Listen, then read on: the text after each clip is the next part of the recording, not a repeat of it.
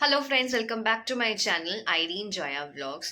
তো সবার কাছেই আমি সরি বলতে চাই, জাস্ট বিকজ আমি লাস্ট যে ভিডিওটা পোস্ট করেছিলাম পুনম পান্ডেকে নিয়ে, যেখানে আমি সত্যি মানে খুব হতাশ হয়ে গেছিলাম যে কি করে একটা ইয়াং এজে এরকম একজন কি করে মারা যায়। সে আবার 4 দিন আগে ইনস্টাগ্রামে ভিডিও পোস্ট করেছিল, দেখে বোঝাই যাচ্ছিল না যে ওর এত বড় একটা ডিজিজের ডিজিজ ওর ছিল, সার্ভাইকাল ক্যান্সার ওর ছিল।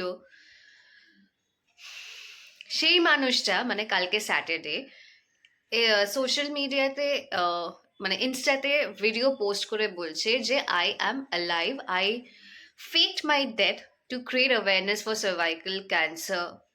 আমি যে আগে ভিডিওতে বলেছিলাম না যে লোকেরা ও মারা গেছে বলে এরকম উল্টো পাল্টা বলা ঠিক না, লাইফ ইজ প্রেশিয়াস, হ্যানা ত্যানা যা আমি বলেছিলাম, সেটা মনে হয় না এখন লোক ওকে যে গালাগালি দিয়েছে সেদিনকে, ওটা আমি বলবো না যে ওটা ঠিক করেছে বলে একজন। তখন তো আমরা সবাই জানতাম যে ও মারা গেছে বলে। এখন যখন জানতে পারছি যে বেঁচে আছে, ও সত্যিই গালাগালি খাওয়ার মতন কাজ করেছে। সবাই পারলোকে গিয়ে গালাগালি দিন, সবাই। এটাতে আর কেউ খারাপ আর ফিল কেউ করবে না। ইভেন সেলিব্রিটিরা, আমি দেখেছি যে কালকে কঙ্গনা রানাওয়াত পুনম পান্ডেকে নিয়ে পোস্ট করেছিল, যেই নিউজটা সার্কুলেট হয় যে ও বেঁচে আছে, কঙ্গনা রানাওয়াত সঙ্গে সঙ্গে ডিলিট করে দেয় পোস্টটা। মুনাওয়ার থেকে করণ কুন্দ্রা, আলী গনি, রাহুল বৈদ্যা সবাই উল্টো পাল্টা বলছে। ওর পিআর টিম এটাকে কি করে করলো, কি করে রাজি হলো? যতই এটা মানে ও পাবলিসিটি পেতো, ফেম পেতো, হোয়াট এভার ইট ইজ, কি করে রাজি হলো যে আহ, ওরই একজন যার আন্ডার ওরা কাজ করছে তাকেই মৃত বলে ঘোষণা করে দিল সোশ্যাল মিডিয়াতে পোস্ট করে। মানে এটা ইয়ার্কি একটা হয়ে গেছে। মানে people can stoop down to such a low level for fame and money যে ওরা যা নয় তাই করতে পারে। কালকে পুরো, আমি বলবো দেশই বলবো, হয়তো বাইরেও হয়তো নিউজটা হয়তো স্প্রেড হয়েছে, তারাও দেখলো যে এটা কি জঘন্য একটা জিনিস করেছে। People like Poonam Pandey really disgust me. ও আগেও এরকম করেছে, মানে লাইমলাইটে থাকার জন্য, ফেম পাওয়ার জন্য, এসব উল্টোপাল্টা ও আগে অনেক কিছুই করেছে। 2011 ওর একটা কেস আছে যেখানে ও কি বলেছিল যে ইন্ডিয়া জিতলে আমি স্ট্রিপ করবো বা এরকম কিছুটা বলেছিল, আই ডোন্ট রিমেম্বার, অনেক পুরনো এটা ইনসিডেন্টটা। বাট ও যখন মারা যায় তখন এইসব জিনিসগুলো মানে সব আসে যে এরকম টাইপের ও খুব বোল্ড একটা ডিসিশন নিয়েছিল, খুব বোল্ড একটা পার্সোনালিটি ছিল, এই ওই হ্যানা ত্যানা লোক বলে গেছে। মানে পুনম পান্ডের মতন আরো অনেক লোক আছে যারা টাকা আর ফেমের জন্য অনেক কিছুই করতে পারে, অনেককেই দেখি যেটা। কিন্তু এটা কি, সেটা আমাদের কিছু লোকের মধ্যে সেটা জিনিসটা আমরা জানি, কিন্তু পুনম পান্ডে যে কেসটা করেছে সেটা পুরো নেশন জেনে গেল। আর মানে এটা কাইন্ড অফ মানে হিউম্যান ফিলিংস নিয়ে একটাও ছেলে খেলা করলো, ক্যান্সারের মতন জিনিস আর ডেথ, মৃত্যুর মতন জিনিস নিয়ে একটা বিচ্ছিরি একটা জঘন্য একটা জিনিস করেছে।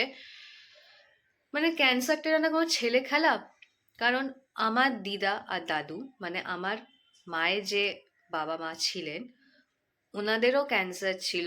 ওনারা যে কি কষ্ট পেয়ে চলে গেছেন আমার মা সেটা খুব ভালো করে জানে। হ্যাঁ, আমি আমার দিদার টাইমে দেখেছি আমার দিদা কত কষ্ট পেয়েছে।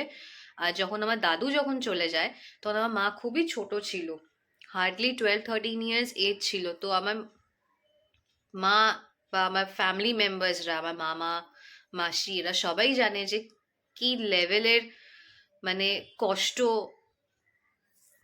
যার হয়, যার হয়েছিল সে সহ্য করেছে। দাঁড়াও, দাঁড়ান আমি আমার মার দিকে একবার এটা নিয়ে যাই। খুবই জঘন্য একটা জিনিস করছে, খুবই জঘন্য। জঘন্য না, ক্যান্সারের মতন একটা মৃত্যুর মতন একটা জিনিসকে নিয়ে এত বড়, মানে এটা খেলাই বলবো, খেলে গেল। এটা কেউ করে একটা নামের জন্যে, পয়সার জন্যে। তো পয়সা, টাকা পয়সার জন্য মানুষ যা, অবশ্যই জীবনে টাকা পয়সা দরকার, কিন্তু টাকা পয়সার জন্য এতটা নিচে নামবো, এতটা নিচে নামবো যে এই রকম একটা কাজ। ক্যান্সার, আমি খুব সামনে থেকে দেখে নিজের বাবা বাবা মার হয়েছিলাম, তারা যে কত কষ্ট পেয়েছে তারা চলে গেছে, কি বলবো এরকম জিনিস নিয়ে। পরবর্তীকালে যদি এর কোনো সময় যদি সত্যি সত্যি এরকম, ভগবান করে যেন না হয়, যদি এরকম ঘটে, তখন বললে কি আর কেউ বিশ্বাস করবে? তখন ওকে কুকুরের মতন করবে। তো সবে ওকে উল্টো পাল্টাই বলছে, সব সব মানুষ তাই বলছে। তো ওটা কোনো করেছে সে অ্যাওয়ারনেসও কাজ। ক্রিয়েট করছে না, ওটাও টাকার জন্যই করেছে। সেটাই তো বলছি, মানুষ করার মতনই কাজ করেছে, তো মানুষ গালাগালি করবে। তা মারা গেছে শুনে খুবই খারাপ লাগেছিল, খুবই কথাটা শুনে, মানে ভাবা যায়নি এরকম সত্যি। তারপরে যে এই জিনিসটা এরকম করলো, যে কি বলবো, টাকার জন্য কতটাও নিচে নামলো, বদনাম হয়ে গেল একদম একদম। আরো কোনো মনে হয় না কেউ ওর সঙ্গে কাজ ফাজ করবে বলে। না না, এরকম একটা মানে জিনিস ওকে করেছে, ওকে অনেকেই বলছে ওকে মানে ইন্ডাস্ট্রি থেকে সারা সরিয়ে দিই, দেশ ওর ব্ল্যাকলিস্ট বিরুদ্ধে করে হয়ে দিই। মানে হয়ে গেছে, কি বলবো, এরকমই কাজ তো করেছে, এরকম কাজ করেছে না, ক্যান্সারের মতন জিনিসকে নিয়ে এরকম করেছে। তো আজকে সানডে, আজকে আর আমরা আর বেশি ওকে নিয়ে আর কথা বলছি না, ঘাটাচ্ছি না ওরকম একজন লোককে নিয়ে, মানুষকে নিয়ে। তো আপনাদের সাথে শেয়ার করবো যে সানডে আমরা কি কি করছি, তো দেখতে থাকুন। ওকে, সো এটা হচ্ছে আমার ব্রেকফাস্ট। এটা করে যদি চা খেতে ইচ্ছে হয় চা খাবো, যদি কফি খেতে ইচ্ছে করে কফি খাবো, আর যদি প্লেন দুধ যদি খেতে ইচ্ছে করে সেটা খাবো। প্লেন দুধ মানে আমার ওই ফ্রিজের ঠান্ডা দুধ খেতে ভালো লাগে, চিনি ফিনি বা কমপ্ল্যান ছাড়া প্লেন একদম দুধ হবে। আমার ছোট থেকেই এই মানে দুধ খেতে আমার ভালো লাগে, তো দুধ খাওয়া নিয়ে আমার কোনো ঝামেলা ছিল না। অন্য খাবার দাবার নিয়ে আমার ঝামেলা ছিল, এই খাবো না ওই খাবো না তাই খাবো না, বাট দুধ নিয়ে I didn't create any problem. তারপর আজকে সানডেতে আমি নিজেই প্ল্যান বানিয়েছিলাম আমার ফ্রেন্ডসদের সাথে যাব বলে, বাট যাওয়া হবে না বিকজ কিছু কাজ আছে বলে। নিজেরই খারাপ লাগছে, নিজে থেকেই বললাম, নিজে থেকেই প্ল্যান ক্যান্সেল করে দিয়েছি আমি। এই হয় যখন আমার হয় তো ওদের হয় না, যখন ওদের টাইম হয় তো আমার হয় না, ওই জন্য খেয়ে নি, তারপর আপনার সঙ্গে দেখা করছি। কিরে, কি করছিস? তোমার দেখে কি মনে হয় আমি কি করছি? ও বাবা, এ কি ঝাঁট দেওয়া? দিস ইজ মর্নিং কামওয়ালি বাই। হ্যাঁ, মর্নিং সেটাই তো মর্নিং দেখছি। কাজ আমি কি করি। ফাঁকিবাজ! সোয়েটারটা কি কাচলো তোমার? ডান্স ইন্ডিয়া ডান্সে গেছিস না? বিগ বসে মনে আছে কাজ সোনালি বলে করছিস? একটা, সোনালি হ্যাঁ রাউত বলে একটা, যে মহারাষ্ট্রের একটা মেয়ে, হ্যাঁ ওই হিমেশের সাথে একটা সিনেমা করেছিল। হ্যাঁ। তোমার ও যখন ঝাড় দিত এরকম বাবা ওর থেকে ইন্সপিরেশন নিয়ে আমি করছি। বাবা, এরকম যদি কামবালি, এত মডার্ন কামবালি হয় তাহলে তো কোনো ব্যাপারই না। হ্যাঁ, ব্যাপার না তো। বাবা, এবার আমি কামওয়ালি বাইয়ের কাজ করব, মানে নিজের বাড়িতে, অন্য কারোর বাড়িতে না। বাট এই কাজটাকে আমি ছোট করছি না, মানে আমার মা এটা করে এভরিডে, ইয়েস। খালি আমি একটু সানডে একটু জাস্ট হাত লাগাই। বাবা, আমি খুব মার্জিন। হ্যাঁ সে তো দেখেই বোঝা যাচ্ছে। তারপরে ঝেঁটা ফেলে দিলাম, আমার কাজ করার ইচ্ছে নেই, ও বাবা, খালি আমি নিচে বেড়াবো। তাহলে তো মাইনে পাবে না। দিতে তুমি বাধ্য আমাকে, এ বাবা, কারণ আমি কাজ করবো। আগে আপনি নেচে নিন, তারপরে আপনি ঝাড়া পোছা করবেন। কারণ আমি কাজ করবো, আপনি আমাকে মাইনে দেবেন না, তাহলে আমাকে রোজ নিত্য নতুন জায়গায় আমাকে খাওয়াতে নিয়ে যেতে। কোনো বাড়িতে রাখবে না আপনাকে, এত ফাঁকিবাজ, বলবে যাও রাখতে বাবা আমাকে বাধ্য। ডান্স ইন্ডিয়া ডান্সে যাও, ওখানে গিয়ে নাচো। এটা তো হচ্ছে ওই নাচটা শাহিদ কাপুরের, কি তেরি বাতোं में ऐसा उलझा छिपा, নাচটা বেশ ভালো। ঠিক আছে, হয়েছে। কাজ হয়ে গেল? হ্যাঁ বাবা, যা ফাঁকিবাজ! হ্যাঁ তা তো হবেই, সব হয়ে গেছে তাই তো? বিছানা জানা হয়ে গেছে? হ্যাঁ, সবই তো করে দিয়েছি। থ্যাংক ইউ, ভালো। বাবা, নেতা হতে পার, নেত্রী হতে পারতিস। হব তো আমি, জাস্ট আচ্ছা একটা টিকিটের অপেক্ষায় আমি আছি। সেই আচ্ছা। টিকিটটা পাই, হ্যাঁ দেখবে আমি দুনিয়া পাল্টে দেবো। সরি, হ্যাঁ, আমি দেখানোর জন্য। একদিনের জন্য দুদিনের জন্য প্রধানমন্ত্রী করা হবে। নায়কে অনিল কাপুর হয়ে যাব তো, একদিনের জন্য আর সিএম নীল হব। কাপুর কেন, আমি তোকে বাস্তব ঘটনা বলছি, হব মানে একদিন, তাহলে দিদির জায়গায় আমাকে একদিনের জন্য সিএম না বানিয়ে দিদিকে দিন। সরাতে পারবো না। এই দিদি থাকবে, দিদির অ্যাসিস্ট্যান্ট হয়ে আমি দিদি থাকবো। দিদিকে কোনো মতেই দিদি সরবে না, দিদি ছাড়া কেউ না, দিদির জায়গা কেউ নেবে না, দিদি থাকবে, আমি বলছি দিদি হবে। প্রধানমন্ত্রী হবে। প্রধানমন্ত্রী, ও বাবা, হ্যাঁ দেখবো কত এই দেশের 2024 তো ভোট আছে। দেশের জন্য কত কাজ कौन बनेगा করিস দেখবো। प्रधानमंत्री?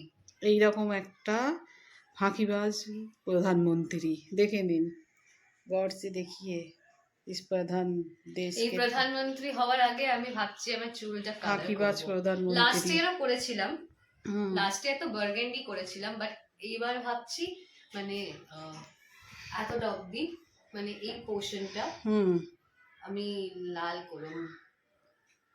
মানে ওই লাল বলতে ওই কি বলবো, ওই বার্গেন্ডিরই একটু ডার্কার শেডটা আমি করব, এতটা অবধি, পুরো চুল না।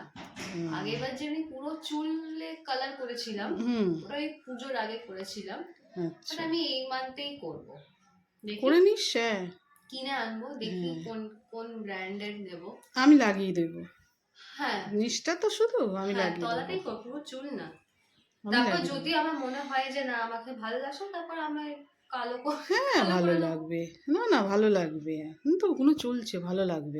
অনেক আগে থেকেই চলছে। হ্যাঁ আমি তো সে তো আমি হেয়ার নিশ্চয়ই। কালার সেরকম করতাম না, ওই শোন কোন জিনিসটা নতুন বলতো, সবই আগেকার পুরনো, ওইগুলোই ঘুরে ঘুরে ফিরে ফিরে আসছে। এসেছে, সে ক্রপ টপ হোক, প্লাজো হোক, হ্যাঁ তারপরে এই যে আমরা এখন এই ব্যাগি জিন্স গুলো পরি, ওগুলো আগেও ছিল।